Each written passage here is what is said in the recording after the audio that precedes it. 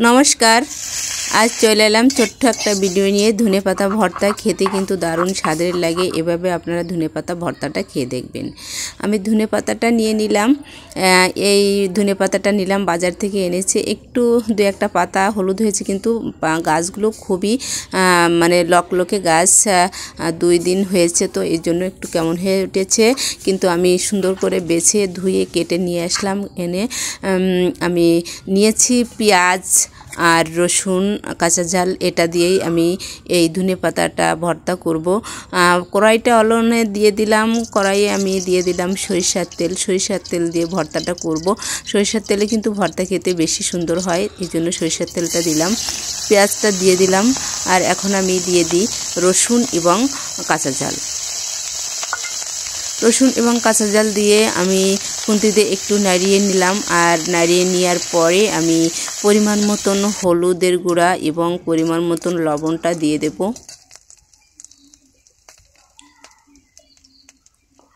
দিয়ে দিলাম পরিমাণ মতন লবণ, আর এখন আমি দিয়ে দেব পরিমাণ মতন হলুদ। দিয়ে আরেকটু খুন্তি দিয়ে নাড়িয়ে চাড়িয়ে নিই। খুন্তি দিয়ে আরেকটু নাড়িয়ে চাড়িয়ে একটু ভেজে নিলাম। এখন আমি কেটে রাখা যে ধনেপাতাটা সেটা দিয়ে দিলাম। ধনেপাতাটা কিন্তু সুন্দরভাবে ধুয়ে নিতে হবে, কেননা ধনেপাতায় অনেক সময় অনেক মাটি থাকে, মানে মিশানো থাকে, এজন্য খুব সুন্দর করে ধুয়ে আনতে হয়। আমি খুব সুন্দর করে ধুয়ে নিয়ে এসেছি। এখন আমি একটু ঢাকা দিয়ে দেব, 2 মিনিটের মতন একটু ঢাকনা দিব। খুব জোরে না, মিডিয়াম জাল রেখে ঢাকনা দিয়ে দিলাম। আর ধনেপাতাটা দেখেন কত কমে এসেছে, জল বেরিয়ে এসেছে। এখন আমি ঢাকনাটা খুলে এভাবেই নেড়ে চেড়ে এই জলটা শুকিয়ে নেব। ধনেপাতাটা আমি সুন্দর করে ভেজে নিলাম, ভাজা হয়ে গেল। এখন আমি উঠিয়ে নিই আলাদা পাত্রে। এই পাত্রে আমি সবটুকু উঠিয়ে নিলাম, আর শিলপাটাটা নিয়েছি, এই শিলপাটাতে আমি বেটে নেব। এখন ধনেপাতা আমি এখন সুন্দরভাবে বেটে নেব, আর এই খুব মিহি করে বেটে নিতে হবে।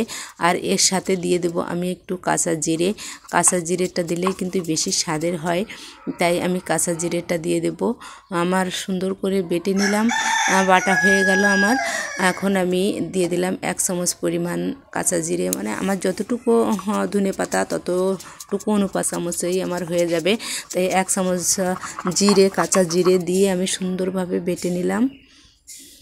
এভাবে ভর্তাটা আপনারা খালি ভাতের সাথেও খেতে পারেন, আবার তরকারি, বিভিন্ন তরকারির সাথে একটু একটু করে মাখিয়ে খেলে কিন্তু দারুণ স্বাদের লাগে।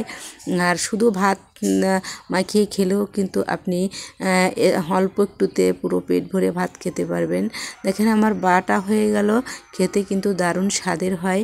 এভাবে আপনারা অবশ্যই ধনেপাতা ভর্তাটা খেয়ে দেখবেন কত স্বাদের হয়। আপনাদের সবাইকে ধন্যবাদ পুরো ভিডিওটা দেখার জন্য। আবার দেখা হবে আপনাদের সাথে নতুন কোনো রেসিপি নিয়ে, আমার সাথে থাকুন। ধনেপাতা ভর্তা আর খুবই উপকারী একটা খাবার, মানে এটা স্বাস্থ্যের জন্য খুবই উপকারী। আপনারা অবশ্যই এভাবে তৈরি করে খেয়ে দেখবেন।